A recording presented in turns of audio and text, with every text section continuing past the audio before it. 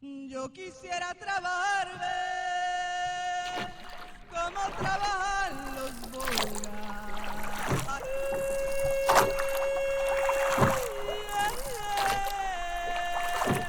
que con fuerza de mente remar contra corriente. Oh, oh,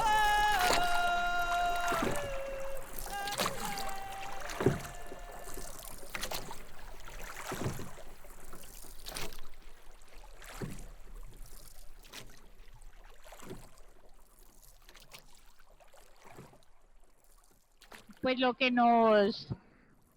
conllevan un poco es como que hacer una lectura y a que la gente digamos, como del exterior a la zona rural empezar a vernos con unos ojos totalmente diferentes, ¿no? Entonces siempre se hace esa lectura a la gente del campo como los que no saben, los que no pueden. Desde el primer momento que se llega a la escuela, lo primero que le dicen, tiene que estudiar, tiene que ser alguien en la vida, tiene que salir del territorio, tiene que ir a buscar oportunidades, que no puede quedarse con la misma vida que tienen sus padres, sus abuelos, y entonces eso genera realmente un desarraigo por el territorio, por la tierra, y eso conlleva unas crisis fuertes en los territorios, no solamente económicos, sino de identidad. Hay mucho más desarraigo por la alimentación, por la vida comunitaria, y esa es la situación que se vive, ¿no? Y entonces más o menos en los años 80 empiezan a organizarse varios líderes y empiezan a hablar de que esa situación que se vivía de pobreza, esa situación difícil por la que se atravesaba, era necesario hacer un cambio, ¿no? Inicialmente se hace una propuesta y se cree que cambiar y salir de esa pobreza era lo económico. Y por eso se dice, no, por ser de la montaña, por estar en el carbón, es que vivimos así. Y si nos volvemos monocultivadores de papa, de cebollas, y cambiamos, van a mejorar las economías, ¿no? Pero resulta que no fue así. Que quienes, y como siempre se les ha dado el papel, y quiero aclarar que no estoy en nada en contra de los hombres, pero como a los hombres se les ha dado el papel que son los jefes de hogar, que son los que mantienen el hogar, y que en última siempre se dice que la mujer es la que no aporta, no hace nada, no dice, pero permite entonces cuando se decide hacer este cambio, las que toman el impulso son las mujeres. Y las mujeres no lo hacen desde lo grande y desde lo económico, sino que este grupo de mujeres empieza a minguear, empieza a juntarse, a mirar, pero desde la lógica de empezar a cambiar desde adentro, desde la forma de pensar, desde la forma de actuar, el empezar a cuidarse a sí mismo, el empezar a colocarle flores a la casa, el empezar a buscarle un sitio donde criar los cuyes, donde criar los conejos, donde producir mayor comida para la misma familia, no para vender, sino para el autoconsumo. Y son las mujeres que empiezan a generar unas economías que permite en adelante darse cuenta de que empezaron a generarle también ingresos a la familia. Ahí es allí donde los hombres se dan cuenta y donde las mujeres los atraen. No les dicen ustedes allá, nosotros acá, sino que junta aún más la familia, y son los hombres los que empiezan a ser contratados por las mujeres para las construcciones, para limpiar los potreros, para hacer diferentes actividades, y permite entonces que como organización se empiece a hacer todo un proceso de formación en capacitaciones, en liderazgos, y las que más participan en ello empiezan a ser las mujeres, y las mujeres consigo van llevando los hijos. Entonces los hijos se empiezan a escuchar, a mirar cómo se están organizando, cómo se están proponiendo, y conlleva que este grupo de niños de una época, pero que 10 años después ya eran los jóvenes, le proponen a la organización que no solamente sea el tema económico, el tema de cultura, de deporte, del ahorro, sino que también se empezara a hacer acciones ambientales. y estamos hablando de los años 90, 92, entonces es muy curioso en esos años hablar de temas ambientales, porque ni siquiera el mismo Estado reconoce la labor que viene haciendo las comunidades en pro de la conservación. Y eso da permite al interior de las familias y de la comunidad permitir que hablar de temas ambientales no era lo prohibido, no era lo que yo no puedo hacer, sino cómo yo empiezo a relacionarme mejor con mi entorno. Y eso conlleva a que las familias de manera autónoma se empiece a declarar los predios en reservas naturales. Y eso hace que la Laguna de la Cocha sea pionera en temas de conservación de la sociedad civil, pero sobre todo como que a visibilizar, ¿no?, el papel, porque yo creo que muchas comunidades se lo ha venido haciendo, pero no se ha visibilizado. Entonces, allí nace este tema y permite comprender de que hablar de conservación no solamente es allá quietico el ecosistema, allá no se puede intervenir, sino que nos permite a nosotros como familias campesinas indígenas el empezar a entender de que nosotros los seres humanos hacemos parte de la madre tierra, ¿sí? Y que si hacemos parte tenemos que aprender a comprenderla, entenderla, a devolverle a ella lo que le pertenece, a tomar de ella solo lo que nosotros necesitamos. Y eso hace de que entonces todo el tema de que se había venido trabajando alrededor de monocultivos, cultivando con agroquímicos, con muchos agrotóxicos, empezara a cambiarse, ir haciendo escalonadamente un cambio, a cambiar el monocultivo por la diversidad,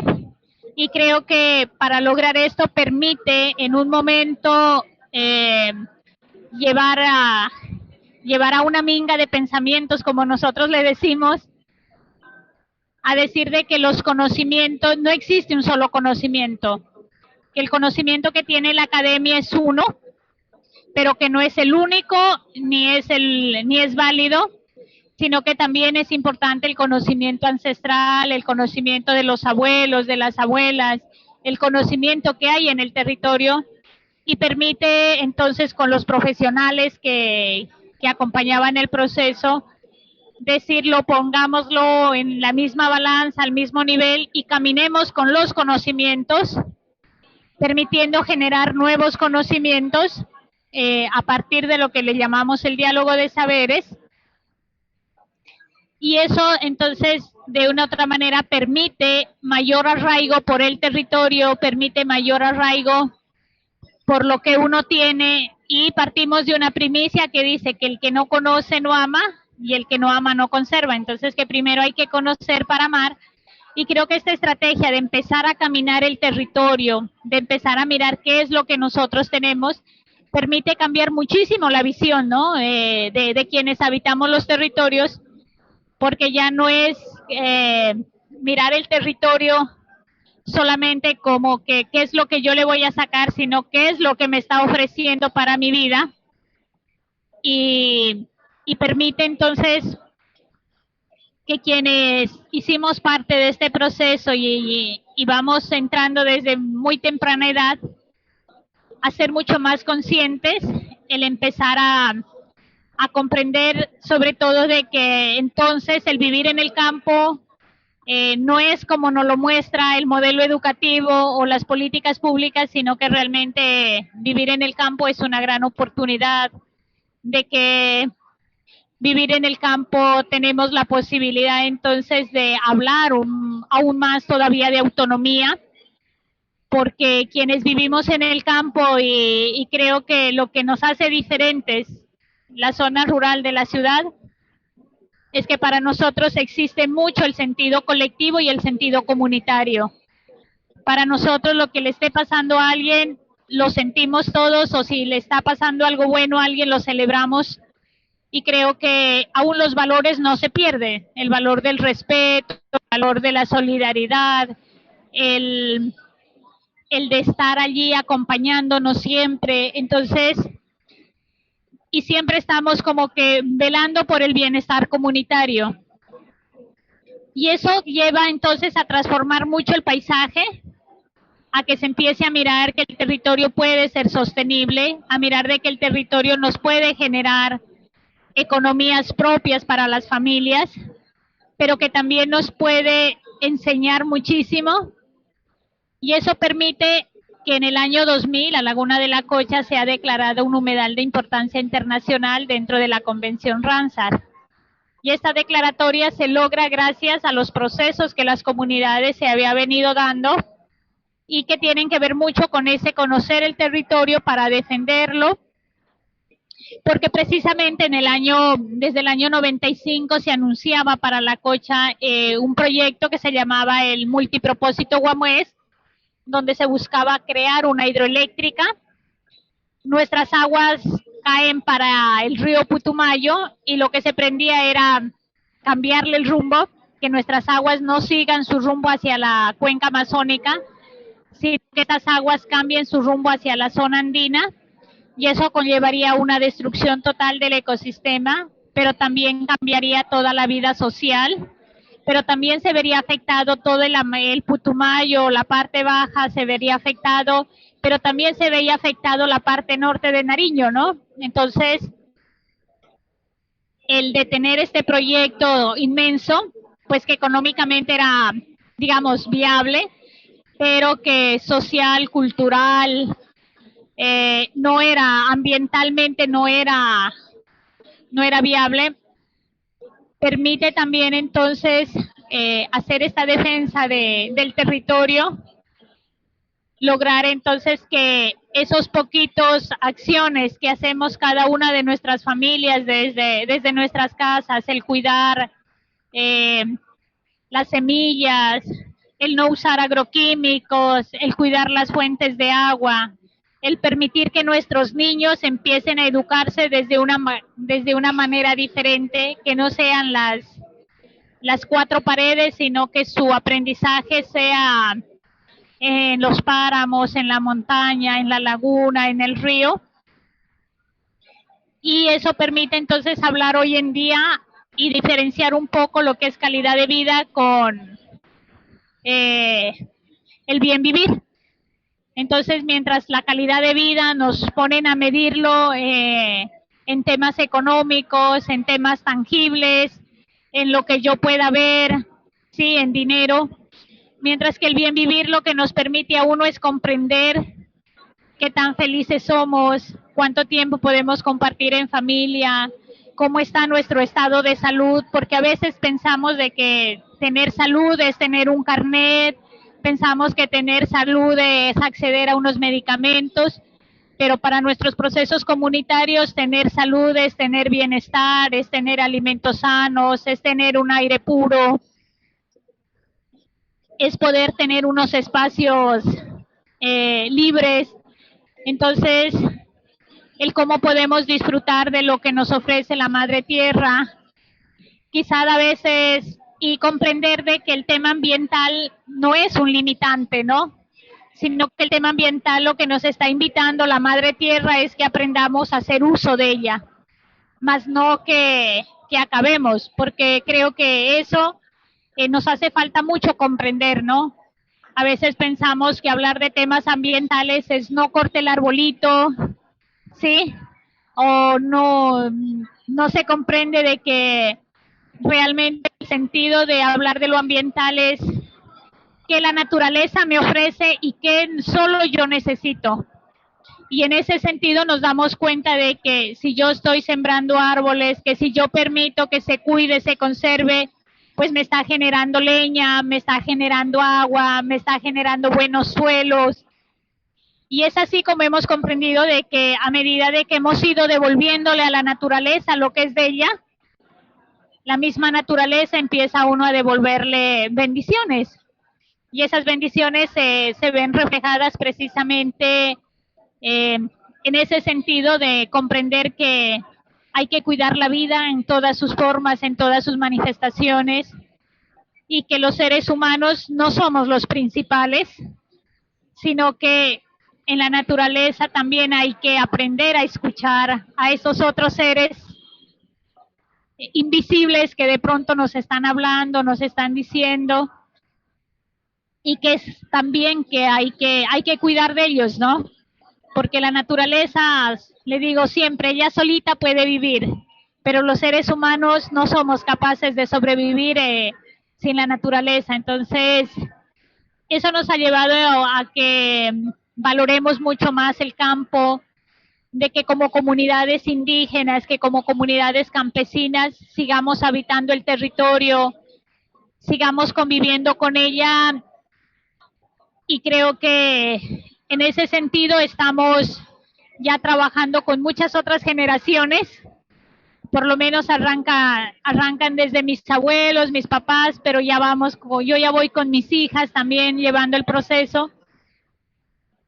Pero también nos damos cuenta de que así como hemos llevado a que la Laguna de la Cocha se cuide, se conserva, se mantenga muy bonita,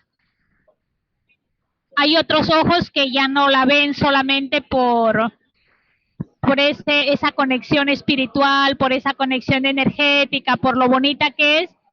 sino que ya sus ojos ven, pero solamente con un desarrollo económico, miran de qué manera empiezan a extraerle las riquezas de ella, y eso también se nos está convirtiendo hoy en este momento en una amenaza para nuestro territorio, porque esa conservación que se ha generado conlleva que tengamos la mejor calidad de agua, pero que las pisciculturas grandes, de grandes empresarios, lleguen a la laguna y empiecen a hacer deterioro del espejo de agua,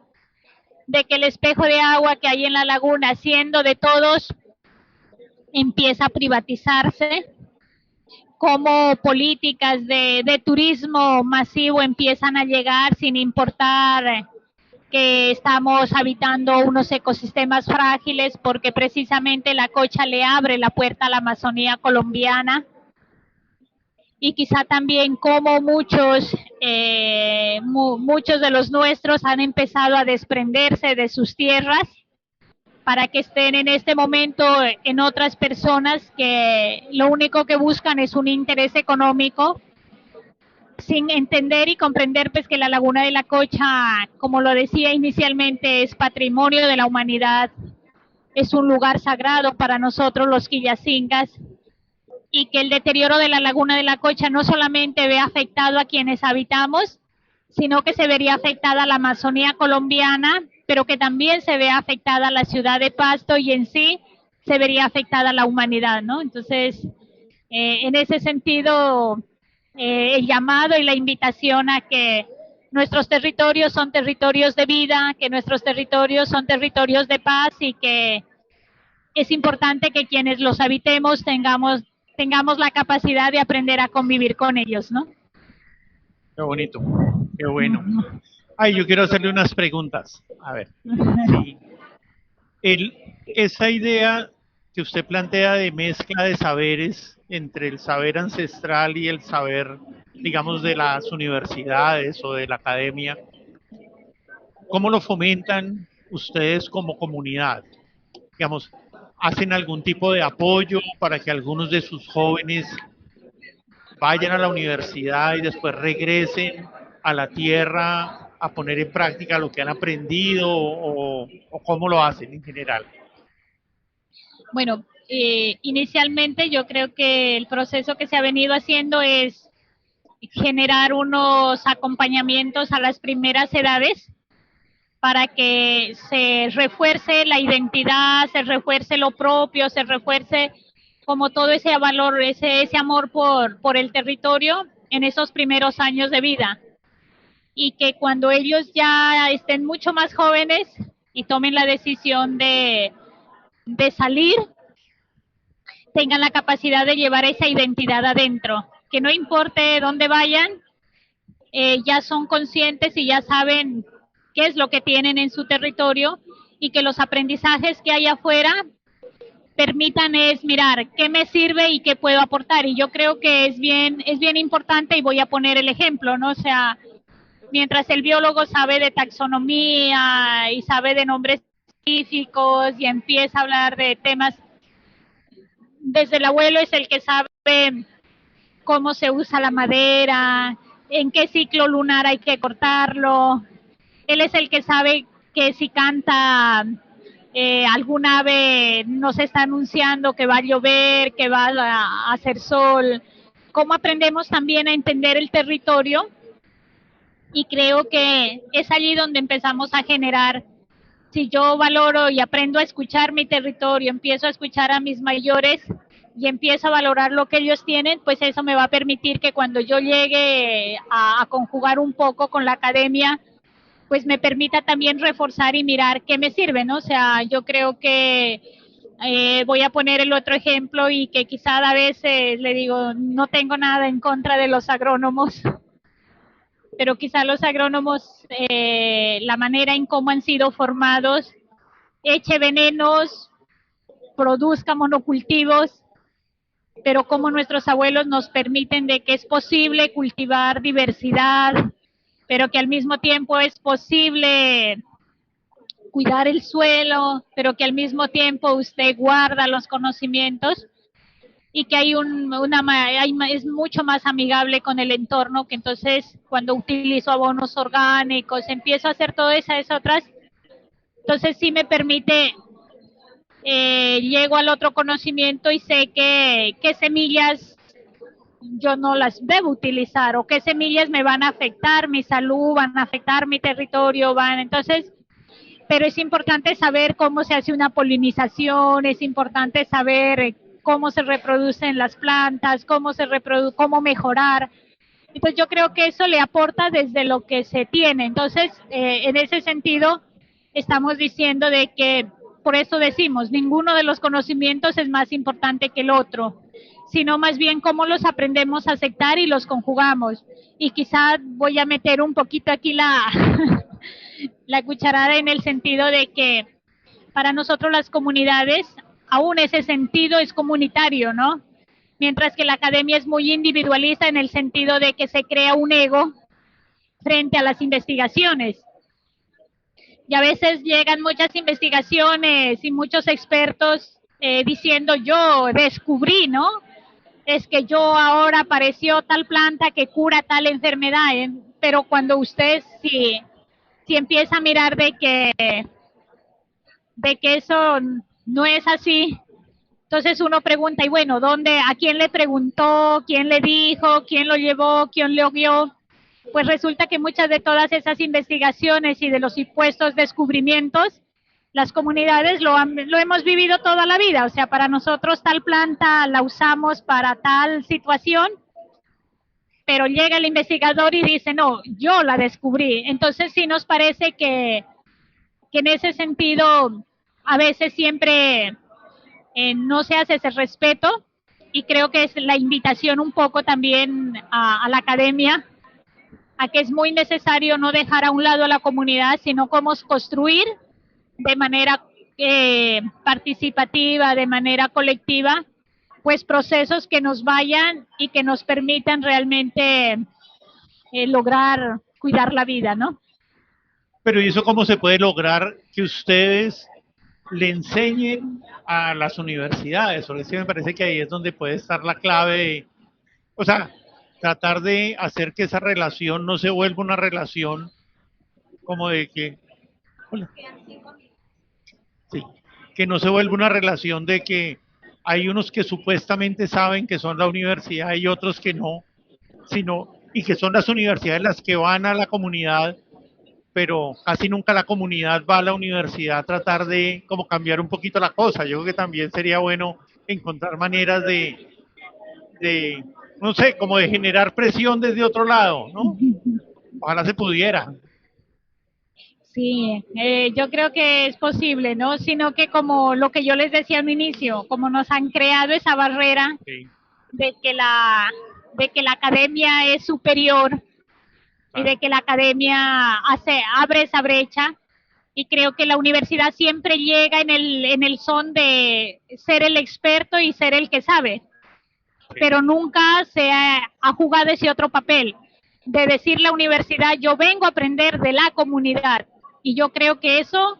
es bien interesante, hacer ese ejercicio de que sea la academia quien rompa esa brecha de decir, vengo para que sea la comunidad de quien yo quiero aprender, y por eso es importante pues salir como del aula, ¿no? Salir como que de eso, porque yo creo que ese ha sido lo que nos ha alejado, porque para nosotras las comunidades siempre se nos ha hecho ver de que la academia es la superior, y creo que en algunos casos y con algunos profesores y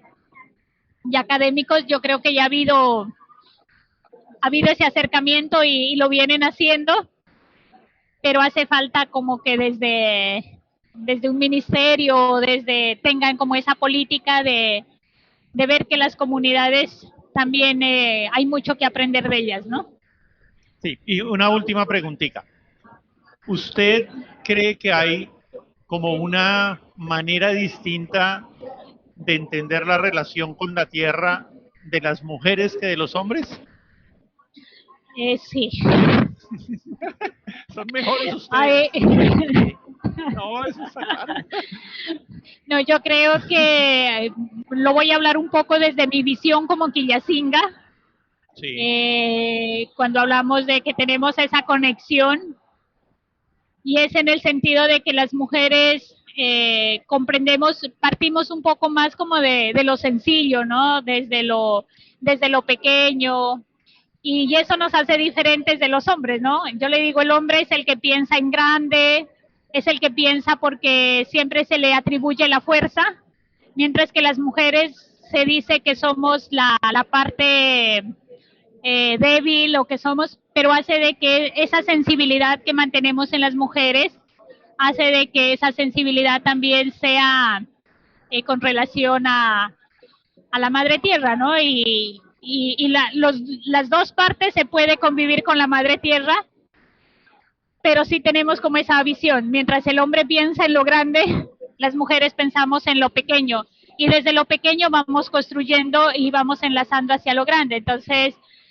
mientras la mujer le gusta cultivar las flores, ¿sí? Es algo que genera eso, pero entonces como a través de las flores yo le estoy permitiendo a las abejas, le estoy permitiendo a los colibríes, les estoy permitiendo a las aves que lleguen a alimentarse de allí, y eso es como que, y yo sé que los hombres también hacen acciones, pero a veces siempre se salen un poquito más del entorno. Y yo creo que ahí está el tema del complemento, ¿no? O sea, con esto no quiero decir que el hombre sea más que la mujer o la mujer más que el hombre, sino que la importancia de complementarnos y buscar ese punto de encuentro, como desde lo que la mujer, desde lo pequeño, desde lo sencillo y desde los afectos avanza,